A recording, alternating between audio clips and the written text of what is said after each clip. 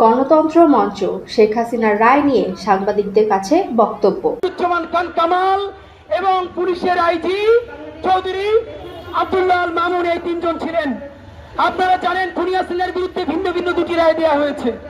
প্রথম রায়ে তাকে আনটিল দ্য ন্যাচারাল ডেথ, তাকে যাবজ্জীবন মৃত্যু পর্যন্ত তাকে কারাগারে রাখার আদেশ দেওয়া হয়েছে। দ্বিতীয় রায়ে তাকে বাংলাদেশের ক্যাপিটাল পানিশমেন্ট মৃত্যুদণ্ড দেওয়া হয়েছে। স্বরাষ্ট্রমন্ত্রী তৎকালীন স্বরাষ্ট্রমন্ত্রী আসাদুজ্জামান কামাল খানকেও মৃত্যুদণ্ড দেওয়া হয়েছে।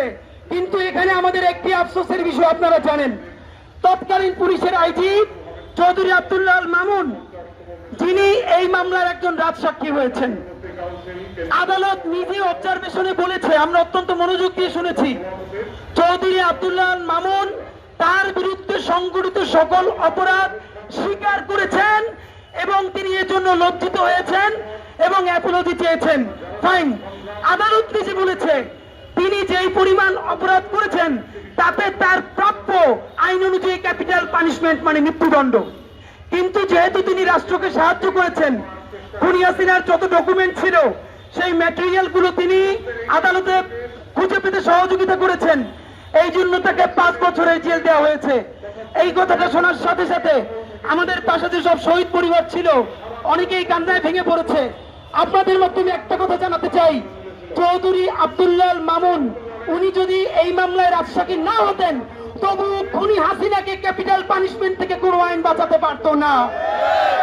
কারণ মাত্র 1.5 বছর আগে, 1.5 বছরের কম সময় আগে যে হেলিকপ্টার থেকে গুলি করে শিশু হত্যা করেছে, যার কল রেকর্ড ঢাকা বিশ্ববিদ্যালয়ের ভিসির সাথে তিনি বলেছেন অন রেকর্ড যে রাজাকার গুলোকে আমি ফাঁসি দিছি, এদেরকেও ঝুলাই দিব আমি বইলে দিছি। তার ভাই তাপসের সাথে বলতেছেন হেলিকপ্টার থেকে গুলি করতে বলে দিছে। এই কল রেকর্ড গুলো থাকার পরেও এই আইজি উনি যদি রাজসাক্ষী না হতেন তাকে সর্বোচ্চ শাস্তি দিতে হতো। এরপরেও তিনি যেহেতু রাষ্ট্রের আইনি কাঠামোকে সহযোগিতা করেছেন, তার ক্যাপিটাল পানিশমেন্টের পরিবর্তে তাকে যাবজ্জীবন দেওয়া যেত, অন্তত তাকে যাবজ্জীবনটা দেওয়া যেত।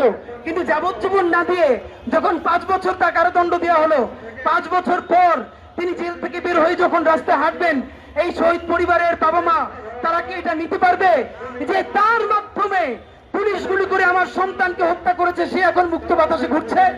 সুতরাং আমরা ইনকিলাব মঞ্চ চিন্তা করছি শহীদ পরিবার সবাইকে নিয়ে যদি আইন কাভার করে, আজকে এখানে প্রোগ্রাম শেষ করেই আমরা বিজ্ঞ অনেকজন আইনজীবীর সাথে ইতিমধ্যে কথা বলেছি, আমরা তাদের সাথে বসবো এবং এই পুরো ভার্ডিক্টটা যখন প্রকাশিত হবে, আইন যদি কাভার করে আমরা তাহলে এই আইনটাকে চ্যালেঞ্জ করে, এই রায়টাকে চ্যালেঞ্জ করে আমরা সুপ্রিম কোর্টে অ্যাপিল করবার চিন্তা ভাবনা করছি।